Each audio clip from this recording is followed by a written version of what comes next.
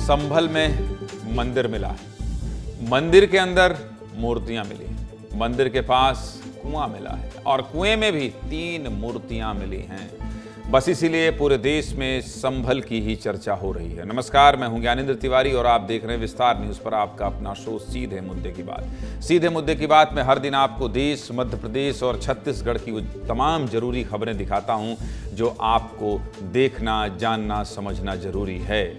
और अगर विदेश की कोई ऐसी खबर हो जो देश में और आपके काम की है, उसे भी जरूर दिखाता हूं। हमारी कोशिश रहती है कि 1 घंटे में आपको दिन भर की हर बड़ी खबर से अपडेट कर दिया जाए।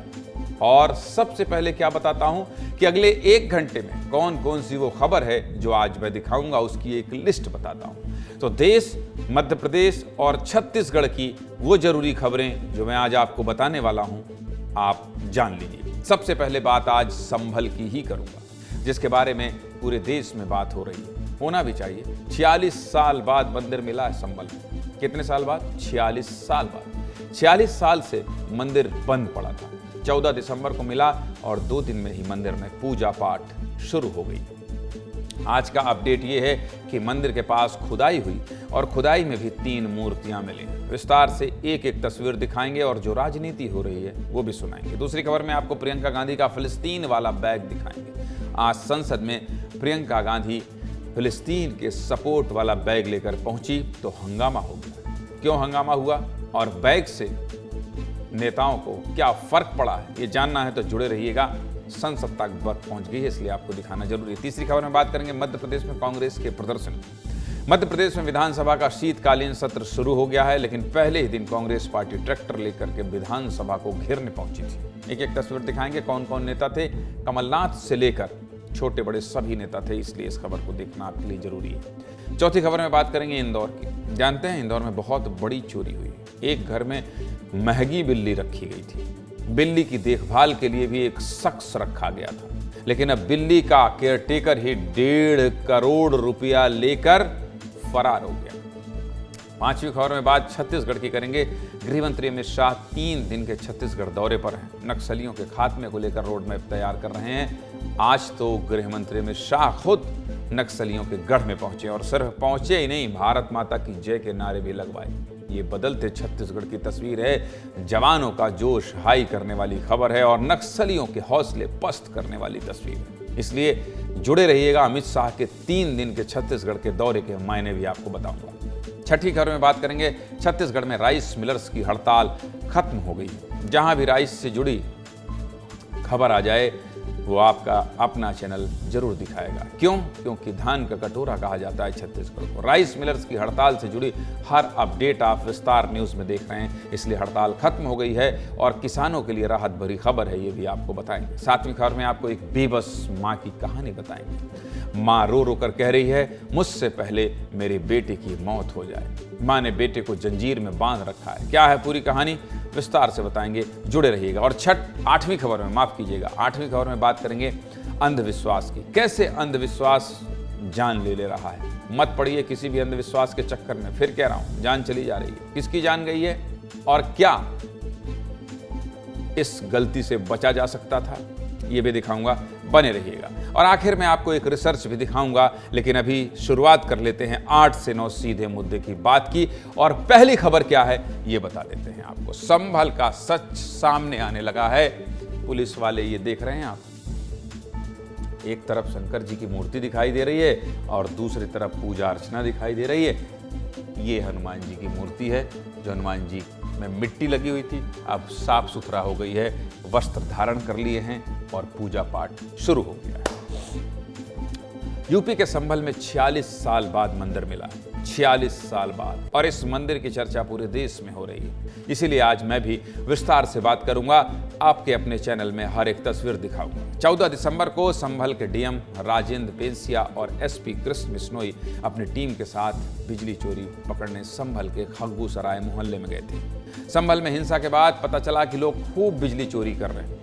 150 से ज्यादा लोगों के साथ संभल प्रशासन की टीम छापा मारने पहुंच गई। टीम 11 बजे करीब खग्गू सराय के बनिया मोहल्ले पहुंची। इसी दौरान टीम को इस बंद पड़े मंदिर का पता चला। सीधे मुद्दे की बात यही है कि बनिया मोहल्ला में बिजली चोरी तो पकड़ी ही गई, साथ ही साथ टीम को पुराना मंदिर भी मिल गया। अब ये दो तस्वीरें देखिए। 14 दिसंबर को खुदाई में 46 साल पुराना मंदिर मिला और इसी मंदिर के पास प्रशासन की टीम को एक कुआं मिला और कुएं की खुदाई की गई तो इसमें भी मूर्तियां मिली हैं। करीब 15 से 20 फीट तक खुदाई हो चुकी है। इसी दौरान कुएं में से 3 खंडित हो चुकी मूर्तियां निकली जो कि 7 से 8 इंच लंबी है। ये मूर्तियां मां पार्वती, गणेश जी और लक्ष्मी जी की प्रतीत हो रही है। 14 दिसंबर से लेकर 16 दिसंबर तक संभल के मंदिर में क्या क्या हुआ ये रिपोर्ट देखेंगे तो समझ जाएंगे कि पूरे देश में आज संभल की चर्चा क्यों हो रही है। इसीलिए आप ये रिपोर्ट देखिए।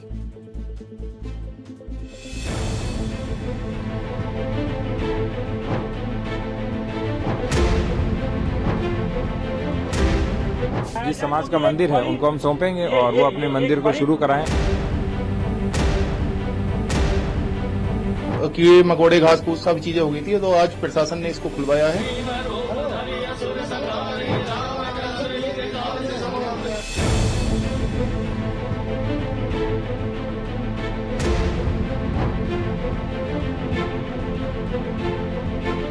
ये पुराना कम से कम 400 साल पुराना मंदिर है।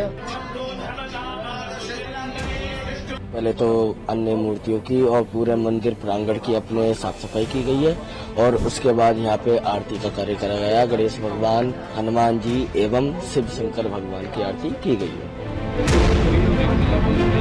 यहाँ कोई आबादी हमारी रही नहीं, हम लोग सब पलायन कर गए थे।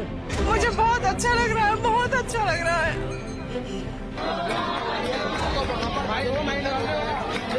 पुश्तैनी मंदिर आज खुला है इतने समय बाद, बहुत अच्छा लग रहा है।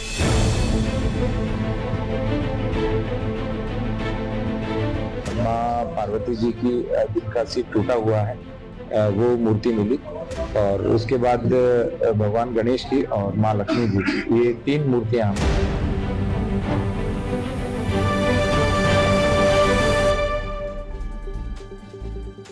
पहले मंदिर मिला और अब 3 मूर्तियां कुएं के अंदर से। यह मंदिर 1978 के बाद से बंद था। 1978 के बाद क्यों बंद था ये भी बता देते हैं, सब चीज देख लीजिए।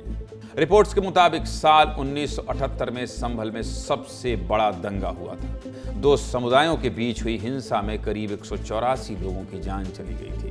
इस हिंसा के बारे में कहा जाता है कि इस हिंसा में कई लोगों की तो लाश भी नहीं मिली थी।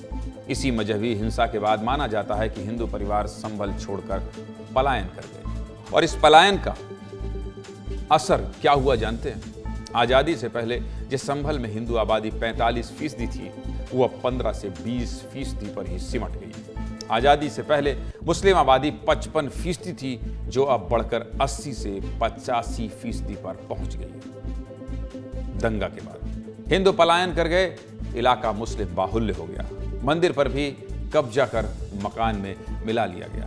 स्थानीय लोगों ने बताया कि कुछ समय बाद मंदिर के पास कुएं को पाट दिया गया। जिस मंदिर में 3 मूर्तियां मिली हैं, अब मंदिर मिला है तो मुख्यमंत्री योगी आदित्यनाथ फिर से आक्रामक हो गए। कह दिया कि प्रशासन रातों रात मंदिर नहीं बना देगा।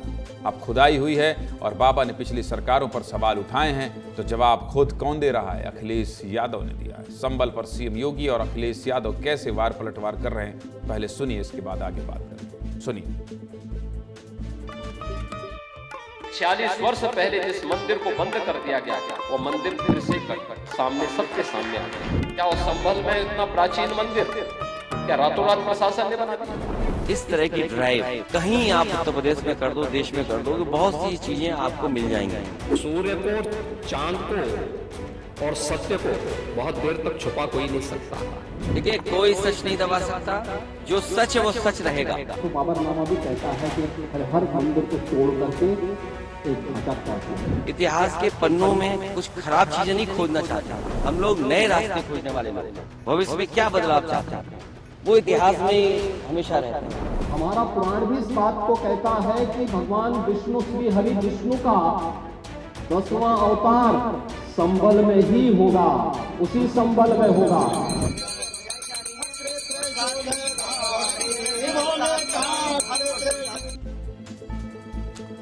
मुख्यमंत्री योगी आदित्यनाथ कह रहे हैं भगवान विष्णु का 10वां अवतार संभल में ही होगा। सीएम योगी विधानसभा में बोलते हुए गुस्से में थे। संभल पर पूरी डिटेल लेकर आए थे। संभल में 1947 से अब तक हुए दंगों की पूरी फाइल मुख्यमंत्री योगी ने विधानसभा में खोल दी। संभल हिंसा में कब कितने लोग मारे गए विस्तार से सीएम योगी ने बताया है, आपको भी सुनना चाहिए, सुनिए।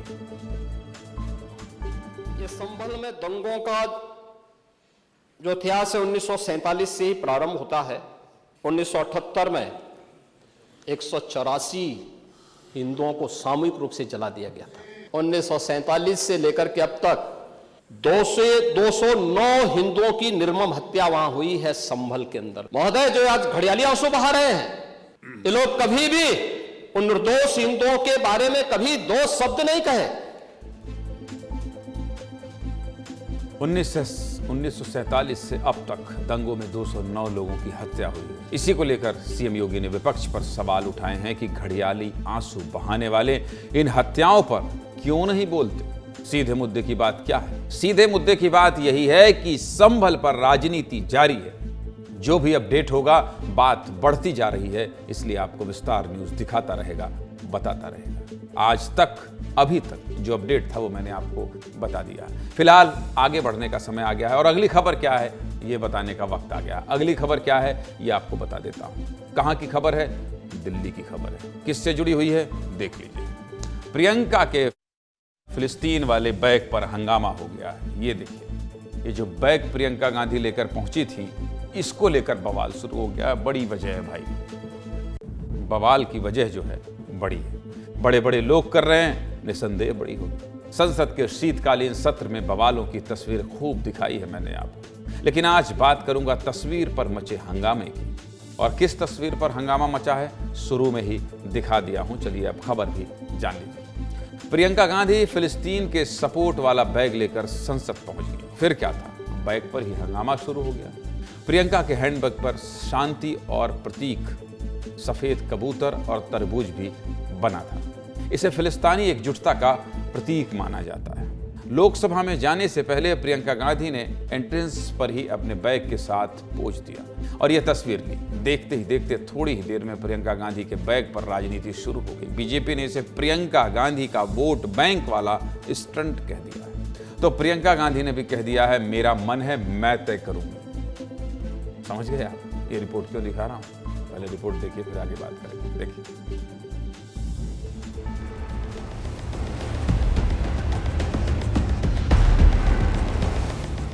तो ये मुझे लगता है फिलिस्तीन वाला दिखा करके वो मुस्लिम वोटों का तुष्टीकरण, संतुष्टीकरण और एकत्रीकरण या ध्रुवीकरण करने का एक असफल प्रयास। कांग्रेस तुष्टीकरण करती है, वो मुस्लिम समाज का भला नहीं करती, लेकिन वोट को उलझा उलझा के वोट लेने के लिए बहुत सारे एजेंडे अपनाती है।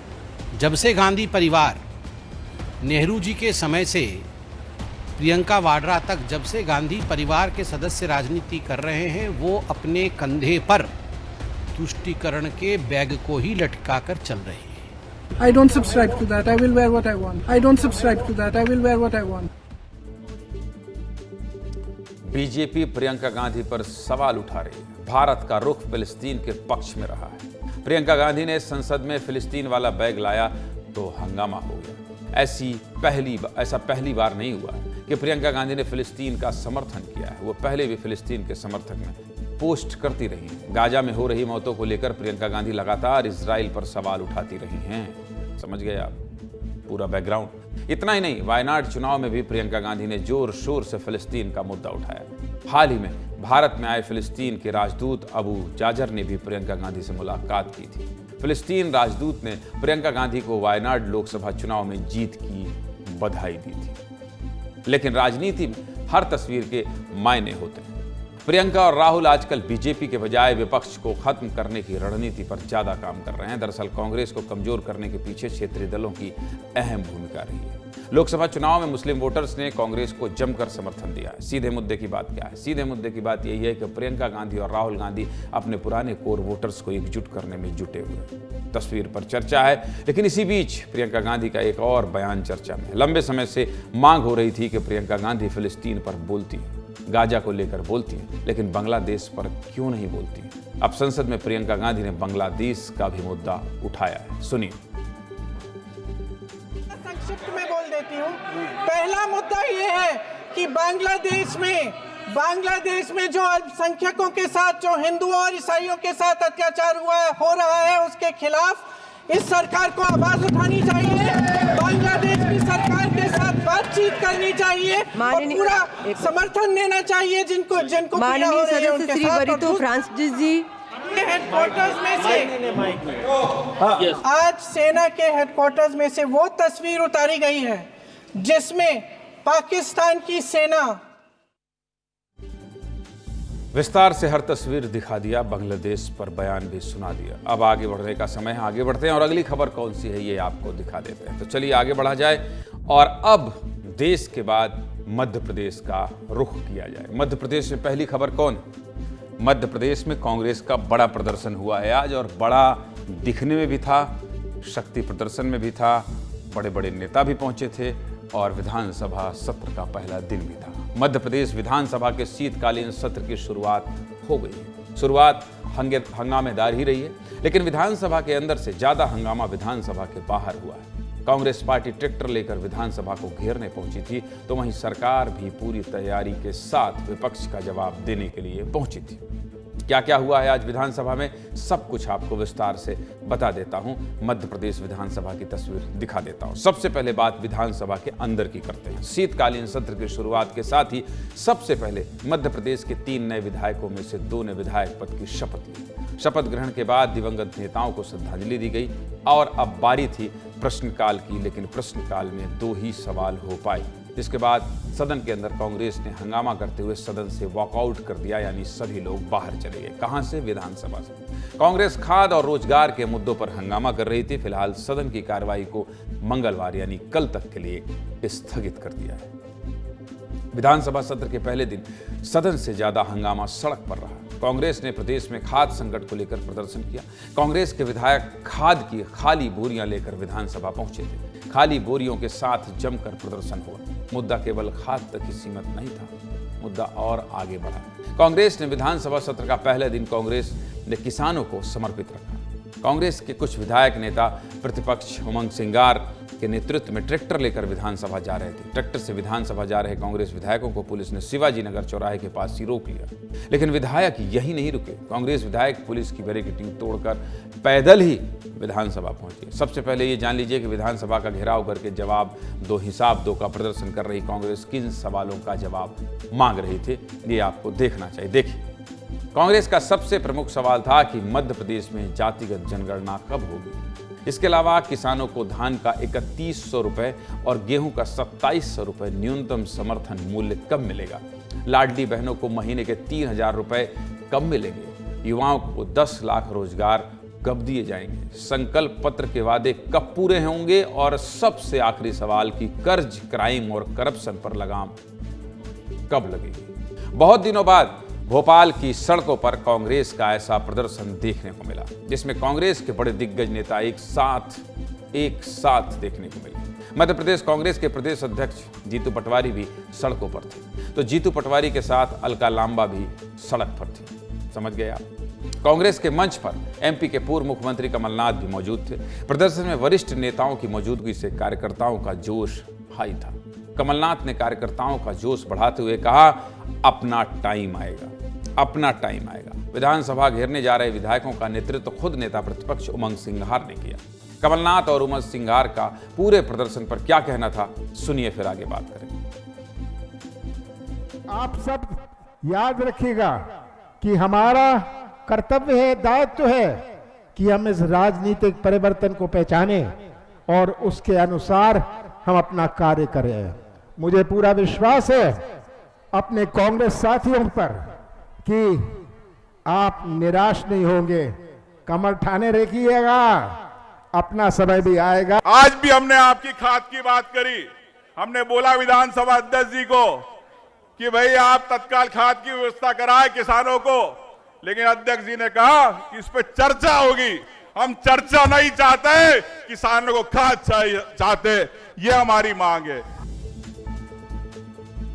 भोपाल के जवाहर चौक पर प्रदर्शन कर रहे कार्यकर्ताओं को पुलिस ने मंच पर ही गिरफ्तार किया। गिरफ्तारी केवल प्रतीकात्मक थी, लेकिन गिरफ्तारी के बाद पीसीसी चीफ जीतू पटवारी ने मोर्चा संभाला और कार्यकर्ताओं को मंच से ही रिहा भी कर दिया गया। कांग्रेस के प्रदर्शन पर हमारी एक रिपोर्ट देखना चाहिए, आप देखिए। के शीतकालीन सत्र की शुरुआत हो रही है, लेकिन उससे पहले कांग्रेस जो है ट्रैक्टर मार्च निकालेगी विधानसभा तक। हमारे साथ देखिए, सामने देखिए ट्रैक्टर है। इसी ट्रैक्टर के माध्यम से कांग्रेस जो है विधानसभा तक जाने की कांग्रेस की कोशिश करेंगे। ट्रॉली में कांग्रेस के विधायक है, खासतौर पे नेता प्रतिपक्ष उमंग सिंगार, नेता हेमंत कटारे के साथ ट्रैक्टर ट्रॉली में कांग्रेस के तमाम विधायक सवार हो गए हैं और जय जवान जय किसान के नारे लगातार जो कांग्रेस के विधायक है वो लगाते हुए नजर आ रहे हैं। ये हम किसानों के सम्मान में 1 साल से कुंभकर्णी नींद सो रही। किसानों से वादा किया था मोहन यादव सरकार ने, किसानों को 31 रुपए गेहूं का दाम देंगे, 27 रुपए धान का दाम देंगे, 2-2 बोरी खाद के लिए किसान दर-दर की ठोकरें खा रहा है। ना बिजली मिल रही, ना खाद मिल रहा, ना किसानों को दाम मिल रहा। भाजपा की लाचार सरकार किसानों को पर्याप्त यूरिया नहीं दे पा रही है, इसीलिए आज कांग्रेस पार्टी के हर एक विधायक आज यहाँ उपस्थित है। हम प्रदेश के किसान खड़े हैं। तमाम विधायक शिवाजी चौराहे पे जुटे हुए हैं और नारेबाजी कर रहे हैं किसानों के सम्मान में कांग्रेस मैदान में। तो इसमें आप देख सकते हैं कि तमाम नारेबाजी करते हुए कांग्रेस नेता कार्यकर्ता साथ में विधायक भी यहाँ पर मौजूद है।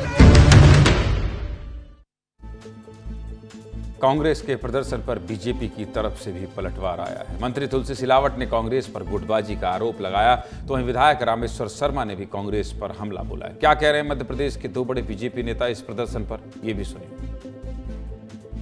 उनके पास कुछ बचा नहीं है, अब प्रदर्शन तो करने दो, क्योंकि हमारी भारतीय जनता पार्टी के सरकार के मुख्यमंत्री डॉक्टर मोहन यादव जी के नेतृत्व में 1 साल बेमिसाल। उनसे पूछना जरा, ये प्रदर्शन कमलनाथ जी के खिलाफ है, ये प्रदर्शन दिग्विजय सिंह जी के खिलाफ है, ये प्रदर्शन अरुण यादव जी के खिलाफ है, ये प्रदर्शन राहुल भैया अजय सिंह के खिलाफ है, क्योंकि जीतू पटवारी बुलाते नहीं है और ये नेता जाते नहीं है। और राहुल ने कहा कि तुम प्रदर्शन करो, तो अब जीतू पटवारी नई फाइल बना रहे हैं। भैया मैं तो सड़क पे गया तो ये आए नहीं। फिलहाल विधानसभा की कार्यवाही मंगलवार सुबह 11 बजे फिर से शुरू होगी। देखते हैं दूसरे दिन सदन चल पाता है या नहीं। लेकिन पहले दिन कांग्रेस के तेवर देखकर लग रहा था कि सदन के आने वाले दिन काफी हंगामेदार रहने वाले। जो भी तस्वीर आएगी आपको इसी तरह से दिखाता रहूंगा, इसी तरह से विश्लेषण करके सब कुछ बताता रहूंगा। फिलहाल आगे बढ़ते हैं और अगली खबर का रुख करते हैं। अगली खबर कौन सी है ये बता देता हूं मैं। मध्य प्रदेश की ही खबर है, लेकिन ये खबर आपको सावधान करने वाली है, आपको सचेत करने वाली है। और आप इस खबर को इसलिए भी देखिए क्योंकि अगर आप घर में जानवर पेट पालते हैं तब भी आपको इस खबर को बहुत ध्यान से देखना चाहिए। करोड़ों रुपए पेट के चक्कर में लेकर रफू चक्कर हो गया है। कौन? देख लीजिए, बिल्ली का केयर टेकर 1.5 करोड़ लेकर फरार। बताइए, 1.5 लाख रुपया मिल जाए तो हम लोग न जाने क्या कर लें। मेहनत का पैसा कि चलो भाई दे दो, हम ये काम कर लेंगे। न जाने मतलब हत्या नहीं, पर 1.5 करोड़ किसके चक्कर में? बिल्ली के चक्कर में। खबर कहाँ की है? मध्य प्रदेश के इंदौर में अब तक की सबसे बड़ी चोरी हुई है और चोरों ने एक ही घर से करीब 1.5 करोड़ के माल पर हाथ साफ कर दिया है। और चोरी की मुख्य वजह एक बिल्ली को भी कहा जा सकता है। हालांकि बिल्ली का कोई दोष नहीं, लेकिन चोरी की कहानी की शुरुआत बिल्ली से ही होती है। इसलिए 1.5 करोड़ की इस चोरी पर आज विस्तार से बात होगी। चोरी किसने की है, कैसे की है, सब कुछ अब तक आपके मन में चल रहा होगा कि अब बता भी दो, अब दिखा भी दो कि बिल्ली का क्या कनेक्शन है, चोरी से क्या बिल्ली का लेना देना है और 1.5 करोड़ रुपया में बिल्ली का क्या योगदान है। देख लीजिए पूरी खबर देख लीजिए। इंदौर के कारोबारी अनीस मोहम्मद के घर पर करीब 1.5 करोड़ की चोरी हुई है। चोरी की पूरी बात करूं उससे पहले ये बिल्ली देख लीजिए, ध्यान से देखिए इस बिल्ली को। बिल्ली देखकर ही आपको पता चल गया होगा कि ये कोई साधारण बिल्ली नहीं। दरअसल ये पर्सियन बिल्ली है और दुनिया में ये बिल्ली बहुत ही रेयर मिलती है, ज़्यादातर ईरान में पाई जाती है। अनीस मोहम्मद ने यही बिल्ली पाल रखी थी। ये बिल्ली बहुत ही सेंसिटिव होती है, बहुत नाजुक, बहुत कोमल। इस बिल्ली को कभी भी अकेला नहीं छोड़ा जा सकता, कभी भी अकेला नहीं छोड़ा जा सकता। अब जब इस बिल्ली की मैं इतनी बात कर रहा हूं तो थोड़ा तस्वीर और बड़ी देख लीजिए। देखना चाहते हैं? दिखाइए भाई, कहाँ है बिल्ली? ये देखिए, कुछ देर तक बिल्ली को देखते रहिए, इसकी आंख को देखिए, गोल्डन आई, ब्लू आई, देख रहे हैं आप? इस बिल्ली को दिखाते रहो भाई, थोड़ा मेरा भी इंटरेस्ट जग रहा है। और ये जो है, ये आंखें इसकी ऐसी नेचुरल हैं। एक बार फिर से दिखाना जरा, ये देखिए, ये देखिए, बिल्ली खबरों में है और इस बिल्ली के बेचारी का कोई दोष नहीं है, लेकिन अब इसी चक्कर में 1.5 करोड़ रुपए चला गया है। देख लीजिए इसकी आंख, खूबसूरत आंखें। चलिए भाई आगे बढ़ते हैं। इसी बिल्ली को अकेला नहीं छोड़ा जा सकता था। अकेला छोड़ने पर पर्शियन बिल्ली डिप्रेशन में चली जाती है, अवसाद में चली जाती है, सोचने लगती है, चिंतन मनन करने लगती है। जब अनीस की बिल्ली डिप्रेशन में जाने लगी तो बिल्ली की देखरेख करने के लिए अनीस ने एक केयर टेकर रखा हुआ था और इसी केयर टेकर ने पूरी चोरी को अंजाम दिया है। कैसे चोरी की गई है वो भी समझ लीजिए, ये भी आपको बता देता हूँ। कारोबारी अनीस का बेटा देहरादून में रहकर पढ़ाई करता है और पत्नी नाज पिछले कुछ दिनों से अपनी माँ के यहाँ रह रही थी, तो अनीस अपने घर में अकेले ही थे, इसलिए चोरी करना ज़्यादा आसान हो गया था। चोरी की पूरी प्लानिंग बिल्ली की देख रेख के लिए रखे गए नौकर दीपेश ने ही की थी। दीपेश ने इसके लिए अपने दोस्त की भी मदद ली।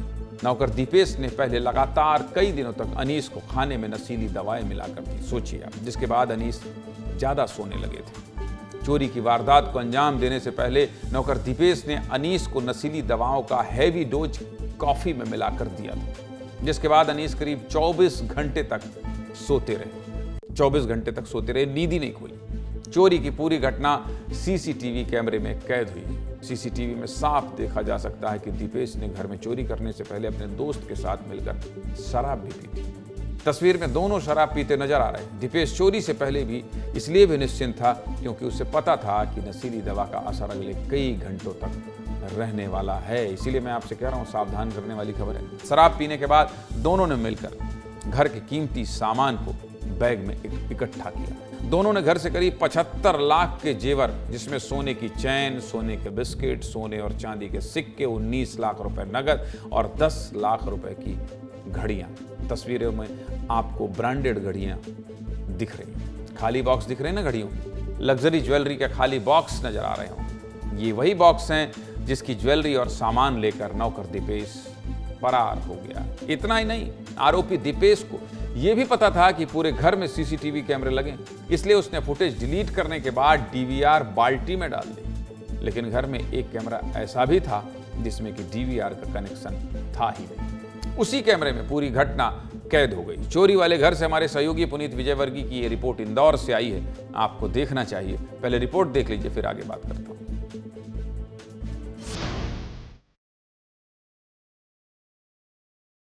इंदौर के इतिहास की सबसे बड़ी चोरी हुई है सिल्वर स्प्रिंग के जल एनक्लेव के 33 नंबर विला में।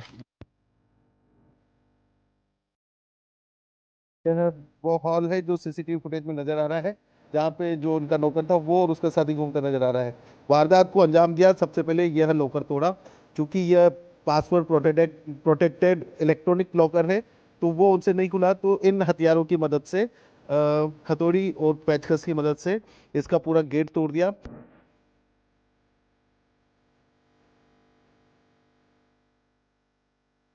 खाना खाने के तुरंत बाद मुझे लगा कि चक्कर आ रहे हैं, तो मुझे लगा मैं थक गया हूँ, इस वजह से ऐसा हो रहा है।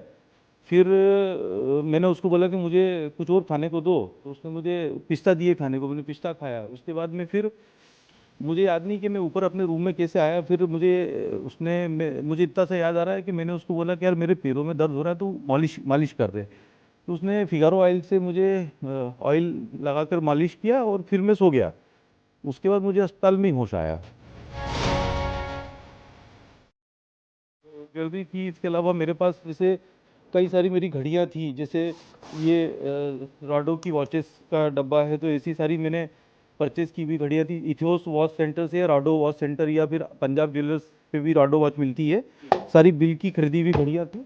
तो मेरी 20 से ज़्यादा घड़ियाँ थी जो वो लेकर गया। और ये जैसे सारी घड़ियों के खाली डब्बे, ये मेरी एप्पल वॉच वो छोड़कर चला गया, ये वो लेकर नहीं गया।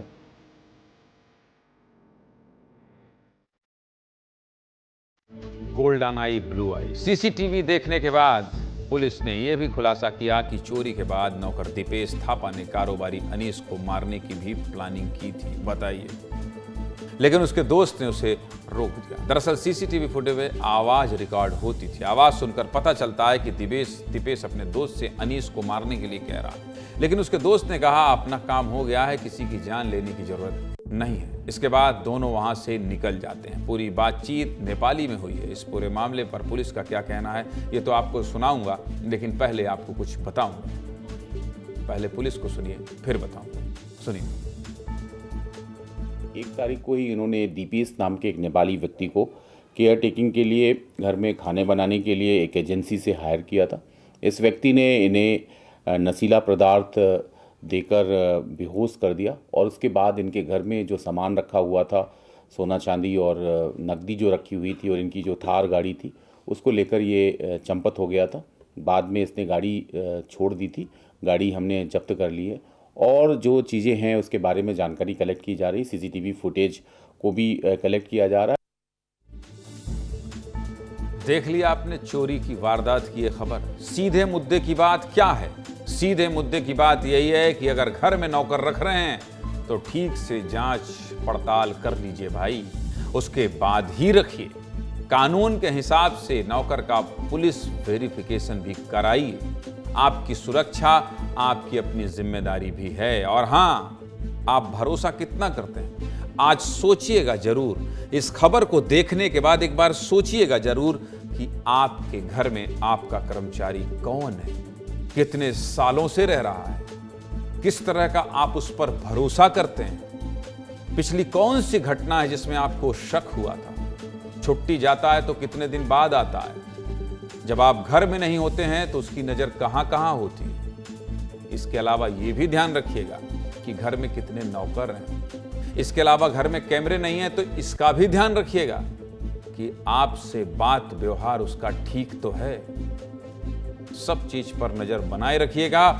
घर का सदस्य जरूर समझना है, लेकिन सचेत रहना है, क्योंकि पैसे तो ले गया लेकिन मारने की साजिश भी रच रहा था। सोचिए, और कौन जो हर दिन आपका खाना खा रहा था। इसलिए शक करिए, इतना यकीन भी मत कीजिए कि आपकी जान लेने पर आमादा हो जाएं आपके घर के कर्मचारी। चलिए आगे बढ़ते हैं। आपसे जुड़ी खबर थी और आपको सावधान करना था, आपको बताना था कि अगर आपके घर में कर्मचारी हैं, नौकर हैं, तो आप जो मैंने अभी भाषण दिया है इस पर गौर जरूर फरमाइएगा। आगे बढ़ते हैं और आगे कहां की बात करेंगे? अब छत्तीसगढ़ की बात करेंगे। और किस चीज की बात करेंगे? नक्सलियों की छाती पर भारत माता की जय कह दिया है। और किसने कहा है? किसने कहा है भारत माता की जय? और कहां कहा है? नक्सलियों की मांद में, नक्सलियों के गढ़ में, नक्सलियों की राजधानी में देश का गृह मंत्री ललकार रहा है। देश का गृह मंत्री ललकार रहा है। मार्च 2026 की डेडलाइन पर जबरदस्त काम हो रहा है, ये कहना चाहिए।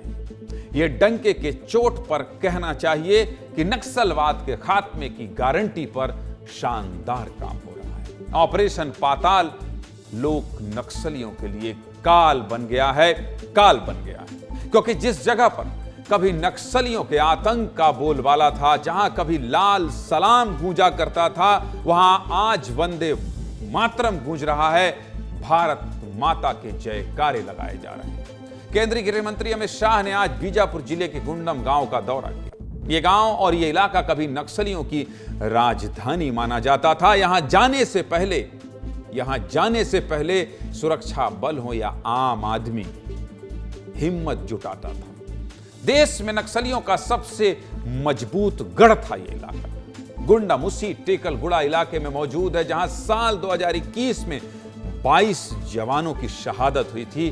22 जवान शहीद हुए थे। देश के सबसे खूंखार नक्सली हिडमा का गांव कुंवरती भी इसी इलाके में। सुकमा और बीजापुर जिले के दक्षिणी हिस्से में बसे करीब 100 वर्ग किलोमीटर के इस इलाके में ही नक्सली सबसे ज्यादा मजबूत थे, सबसे ज्यादा मजबूत थे। 90 के दशक में इसी क्षेत्र से गुजरने वाली सड़क पर नक्सलियों ने सबसे पहला और सबसे बड़ा बारूदी सुरंग विस्फोट किया था। उस हमले में हमारे 16 जवान शहीद हो गए थे। इस घटना से 10 साल पहले जब नक्सलियों ने बस्तर में कदम रखा था तो इसी क्षेत्र को नक्सलियों ने अपना सेफ जोन, कोर जोन और ट्रेनिंग एरिया बनाया था। इसे इस तरह समझिए कि जिस जमीन पर आज केंद्रीय गृह मंत्री अमित शाह, मुख्यमंत्री विष्णुदेव साय और राज्य के गृह मंत्री विजय शर्मा के कदम पड़े हैं, ये नक्सलियों की छाती है, नक्सलियों की छाती।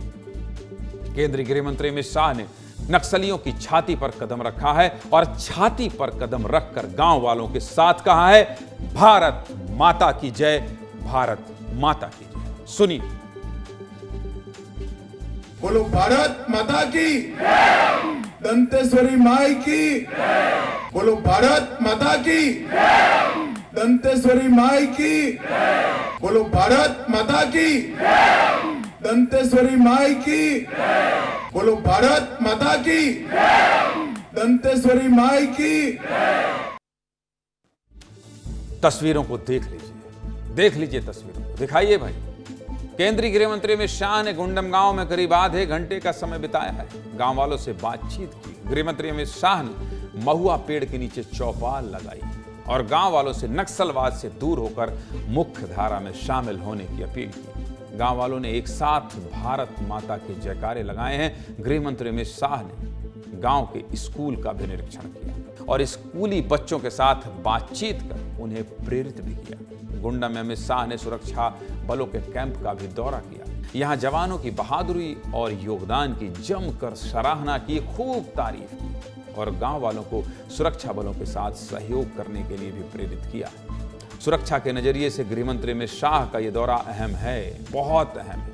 गुंडम बीजापुर से करीब 100 किलोमीटर दूर है और वहां जाने वाले रास्ते बहुत खतरनाक हैं, लेकिन फिर भी हमारे सहयोगी युकेश चंद्राकर गुंडम पहुंचे, दिन भर वहीं रहे और जो तस्वीरें किसी भी न्यूज़ चैनल के पास नहीं थी, हमारे सहयोगी युकेश चंद्राकर ने आज दिन भर उन तस्वीरों को हम तक पहुंचाया है और सबसे पहले पहुंचाया है। इसलिए युकेश की बहादुरी वाली ये रिपोर्ट देखिए, आपको देखना चाहिए कि विस्तार न्यूज़ आपको ये खबर पहुंचाने के लिए कितना जोखिम उठाता है। देखिए युकेश चंद्राकर ये शानदार रिपोर्ट।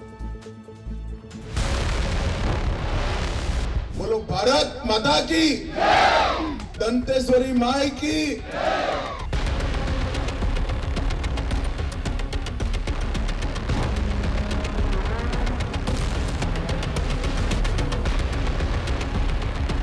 पूरे गांव में बिजली, पानी, घर, ये सारी सुविधाएं 1 साल के अंदर कर देगी सरकार।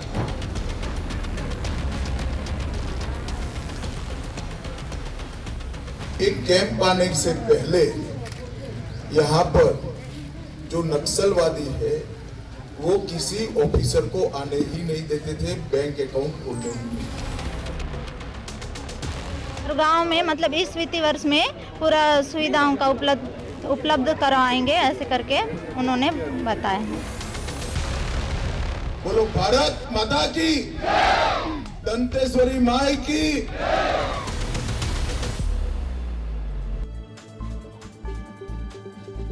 बहुत सुकून देने वाली तस्वीर है ये, बहुत सुकून देने वाली। पिछली बार अमित शाह 5 अप्रैल 2021 को इस इलाके में आए थे और बासागुड़ा कैंप पहुंचे थे। उस वक्त टेकलगुड़ा नक्सली हमले में हमारे 22 जवान शहीद हुए थे। तब उन्होंने बासागुड़ा में जवानों से मिलकर कहा था कि नक्सलियों का खात्मा अब निश्चित है। फिर छत्तीसगढ़ में बीजेपी की सरकार बनने के बाद लगातार नक्सलियों का सफाया किया जा रहा है। बड़ी संख्या में नक्सली मारे जा रहे हैं और गिरफ्तार किए जा रहे हैं। ऐसे में अमित शाह अगर दूसरी बार इस क्षेत्र में आए हैं तो मतलब साफ है कि नक्सलियों का खात्मा होकर रहेगा। इस क्षेत्र का विकास अब दोगुनी रफ्तार से होगा। अमित शाह ने एक बार फिर डेडलाइन तय कर दी है, फिर से कह दिया। सुनिए क्या कहा है, सुनिए। आपने फिर से एक बार विष्णुदेव जी पर भरोसा किया है। हम सब कटिबद्ध है छत्तीसगढ़ को 31/3/2026 के पहले नक्सल मुक्त करने के लिए। और जैसे ही छत्तीसगढ़ नक्सल मुक्त होता है, पूरे देश में से नक्सलवाद का खात्मा होता है। देखिए, एक बात आपको बता दूं, उन तस्वीरों को मैं आपको दिखाना चाहता हूं, एक बार उन तस्वीरों को दिखाना चाहता हूं और इसके अंदर की कुछ कहानी बताना चाहता हूं। दिखाइए जरा वो तस्वीर। ये तस्वीर देखिए आप, इसको ध्यान से देखिए। ये चौपाल लगा है, कहां लगा है पता है आपको? इस किसी भी इलाके में किसी भी वक्त नक्सली विस्फोट करने की क्षमता रखते हैं। सोचिए, लेकिन इसको नक्सलियों की छाती मेरे सहयोगी क्यों लिख रहे हैं? क्योंकि यहां जाना, यहां पहुंचना और इस तरह से बेखौफ होकर, ये देखिए, मुख्यमंत्री विष्णुदेव साय जवानों के बीच में, गृह मंत्री देश के, राज्य के, और महुआ के पेड़ के नीचे, सोचिए, यहां कोई नहीं जा सकता था। वहां कौन पहुंच रहा है? वहां देश के गृह मंत्री पहुंच रहे हैं। और इसीलिए मैं कह रहा हूं कि यह तस्वीर बहुत खास है। और खासकर जो समझते हैं कि नक्सलियों का गढ़ किसे कहा जाता है, आज मैं क्यों कह रहा हूं यहां नक्सली ब्लास्ट कर सकते हैं? क्यों कह रहा हूं? क्योंकि मैंने इस जगह को देखा है, महसूस किया है। लेकिन अब जब गृह मंत्री वहां जा रहे हैं तो सोचिए, क्या नक्सली ब्लास्ट कर पाएंगे? आपको क्या लग रहा है? नक्सली ब्लास्ट कर पाएंगे? नहीं कर पाएंगे, बिल्कुल नहीं कर पाएंगे। और ये जो इतना सब कुछ हुआ है, 3 दिन का दौरा हुआ है, लगातार संजय ठाकुर, मेरे सहयोगी बस्तर के, वो नजर बनाए हुए थे। और ताजा अपडेट ये है कि गृह मंत्री राजधानी रायपुर में वामपंथी उग्रवाद को लेकर बैठक कर रहे हैं। गृह मंत्री राजधानी रायपुर में वामपंथी उग्रवाद को लेकर बैठक कर रहे हैं। यह बैठक नक्सलियों के खिलाफ चल रहे अभियान को लेकर हो रही है। जब पिछली बार केंद्रीय गृह मंत्री अमित शाह ने बैठक की थी तो मार्च 2026 का डेडलाइन दिया था। बार बार इसीलिए बता रहा हूं, उस समय उन्होंने नक्सलवाद के खात्मे का संकल्प लिया था। इस बार के बैठक में इसी संकल्प की समीक्षा हो रही है। साथ ही हिडमा जैसे बड़े नक्सलियों को ढेर करने का नया टास्क भी तय किया जा रहा है। इसीलिए कह रहा हूं, नक्सलियों के पास हथियार छोड़कर आत्मसमर्पण करने के अलावा और कोई रास्ता नहीं बचा है। और अब तो डबल इंजन की सरकार ने नक्सलियों की छाती पर ही पांव रख दिया है। नक्सलियों के घमंड को चकनाचूर कर दिया है। अमित शाह लगातार प्लान बना रहे हैं और सीएम साहब खुद उसको अंजाम तक पहुंचा रहे हैं। और अभी चूंकि बैठक चल रही है, इसलिए मुझे रायपुर चलना होगा। नीतीशगढ़ के पास चलना होगा। और जगदलपुर से चूंकि निकल चुके हैं गृह मंत्री अमित शाह, इसलिए 3 दिन क्या हुआ इसका अपडेट जानने के लिए मुझे संजय ठाकुर के पास चलना होगा। सबसे पहले संजय, आपके पास आऊंगा और आपके शब्दों से ये जानना चाहूंगा कि ये दौरा अमित शाह का कितना बड़ा संदेश, आत्मविश्वास, भरोसा, गारंटी देकर गया है बस्तरवासियों को, छत्तीसगढ़ के लोगों को। संजय, देखिए इलाका कितना खतरनाक है, बस मैं इस बात से समझा दूं कि जब तर्रेम से होकर आप इस सड़क से गुजरते हैं तो इस सड़क को जब बनाया जा रहा था तो 5 किलोमीटर के पैच से ही लगभग 100 से ज़्यादा बारूदी सुरंग निकली थी। इसे देश ही नहीं दुनिया की सबसे खतरनाक सड़क माना गया था। ये इलाका है गुंडम, जहां आज देश के गृहमंत्री पहुंचे। देश के गृहमंत्री उस इलाके में पहुंचे हैं जहां के ग्रामीणों ने कभी अपने विधायक को नहीं देखा, कभी अपने कलेक्टर को नहीं देखा। विधायक छोड़िए, वहाँ के ब्लॉक अध्यक्ष या ब्लॉक के सदस्य जो होते हैं वो भी आज तक उस इलाके में नहीं पहुँचे होंगे। ऐसे में जब आज देश के गृहमंत्री, मुख्यमंत्री और राज्य के गृहमंत्री के साथ उनके बीच पहुंचते हैं तो उनके अंदर एक विश्वास जागता है कि हाँ, देश की सरकार हमारे साथ खड़ी है।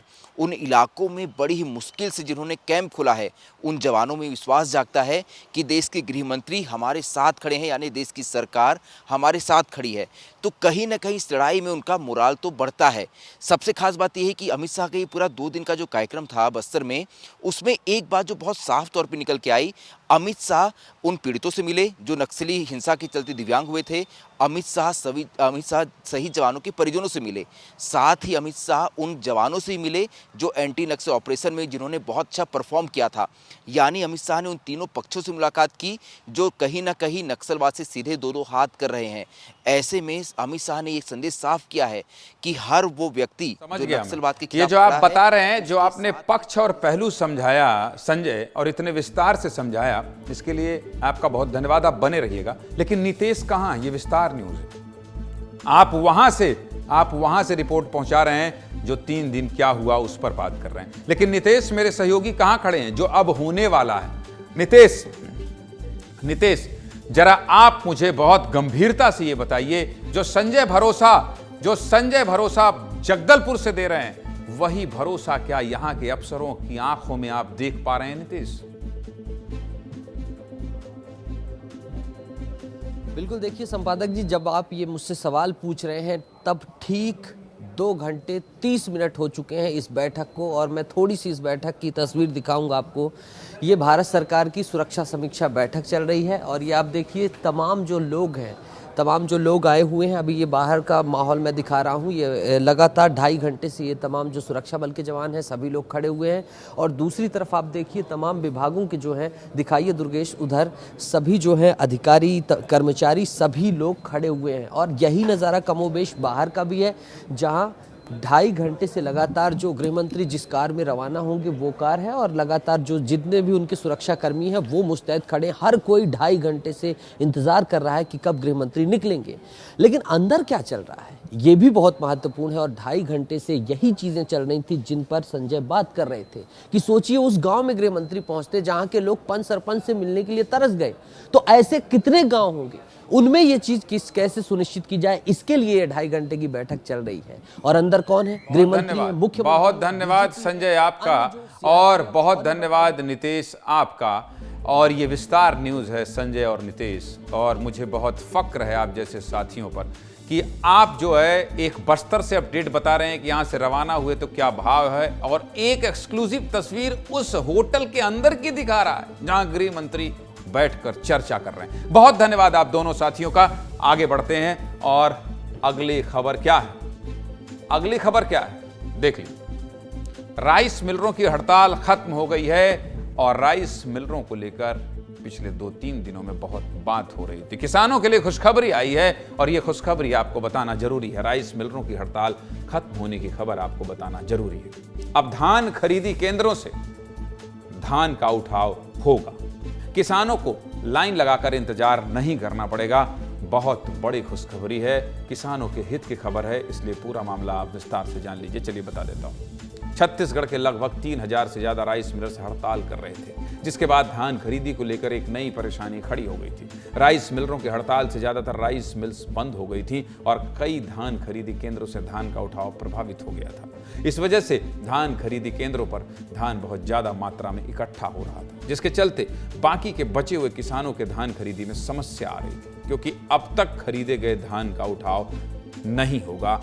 जब तक नहीं होगा तब तक नए धान की खरीदी नहीं हो पाएगी। राइस मिलर्स की मांग थी कि साल 2022, 2023 और 2024 के कस्टम मिलिंग की राशि जारी की जाए, और उसका 4000 करोड़ रुपया उन्हें दिया जाए। इसके साथ ही राइस मिलर्स ट्रांसपोर्टेशन कॉस्ट बढ़ाने की मांग भी कर रहे थे, जिसके बाद आज डिप्टी सीएम अरुण साव और राइस मिलर्स के बीच एक बड़ी बैठक हुई, और इसी बैठक के बाद बड़ी खुशखबरी सामने आई। राइस मिलर्स ने हड़ताल खत्म करते हुए धान उठाव की घोषणा की, और फिर उसी वक्त से धान का उठाव शुरू हो गया। यानी कि कल के बजाय आज से ही केंद्रों से धान का उठाव शुरू हो गया। आगे सब कुछ बताऊंगा, पहले राइस मिलर्स क्या कह रहे हैं सुनिए। 95% मिलों ने आज एग्रीमेंट कर लिया, काम को चालू कर दिया। ऐसी कोई स्थिति नहीं है कि हम लोग 2 भाग में हैं। हमारे सभी राइस मिलर्स काम कर रहे हैं, और सभी राइस मिलर्स इस काम को लेकर सरकार के साथ खड़े हुए। हमारी लंबित भुगतान की मांग थी, उस मांगों को सरकार ने मांग ली।